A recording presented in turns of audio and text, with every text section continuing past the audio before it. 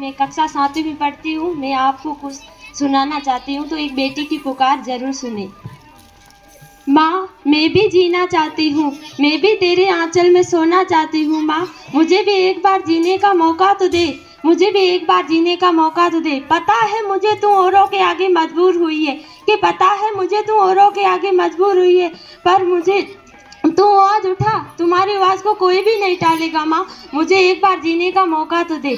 मैं वो सब कार्य करूँगी जो तू कहेगी, मैं अन्याय की खातिर खड़ी होकर ये लड़ाई लड़ूंगी। माँ, मुझे एक बार जीने का मौका तो दे, मुझे एक बार जीने का मौका तो दे। माना कठिन डगर है मेरी, माना कठिन डगर है मेरी, पर मंजिल पा जाऊंगी। बेटी हूँ तो क्या हुआ, बेटों से ज्यादा फर्ज निभाऊंगी। मुझे बनाया परमेश्वर ने, मुझे बनाया परमेश्वर ने, इस धरती पर आने दो, मुझसे मेरा हक ना सीनो कुछ करके दिखलाने दो। जब कोई भी बड़ी बड़ी जो भी मिलता है बेटों को मिलता है, एक बेटी को क्यों नहीं मिलता? लोग कहते हैं एक बेटी बोझ है, कभी माता के लिए तो कभी पिता के लिए, कभी भाई के लिए तो कभी पति के लिए। हमेशा एक बेटी को बोझ माना जाता है, उसे अपने उज्जवल भविष्य का निर्माण करने के लिए एक मौका तक नहीं दिया जाता।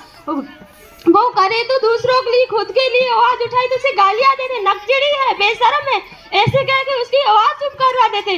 क्यों? हम अपने खिलाफ लड़ना नहीं जानते क्या? हम कुछ करना नहीं जानते? अरे हम लड़ेंगे भी, हम बढ़ेंगे, हम लड़ेंगे भी, हम बढ़ेंगे भी। अरे आप अपनी बेटी को उपहार में दहेज देना चाहते हो, कि आप अपनी बेटी को उपहार में दहेज देना चाहते हो?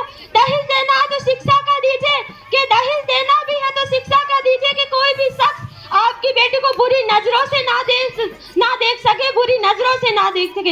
अपनी बेटी को अपना इतना शिक्षित और आतंक निर्भर बनाइए कि कोई भी शख्स आपकी बेटी को बुरी नजरों से ना देख सके। वो करे तो दूसरों के लिए, खुद के लिए आवाज उठाए जिसे गालियां देते हैं, कहते हैं नकचड़ी है, बेशर्म है, ऐसी करके उसकी आवाज चुप करवा लेते हैं। क्यों? हम अपने लिए लड़ना नहीं जानते। अरे हम लड़ेंगे भी, हम बढ़ेंगे भी। मैं जीना चाहती हूँ बेटों की तरह, कि मैं जीना चाहती हूँ बेटों की तरह। ऐसे गद्दारी का ऐलान ना समझा जाए। एक दिन बेटे भी हो जाते हैं घर से रुखसत, एक दिन बेटे भी हो जाते हैं घर से रुखसत। केवल बेटी को ही घर का मेहमान ना समझा जाए, केवल बेटी को ही घर का मेहमान ना समझा जाए। जय हिंद, जय भारत।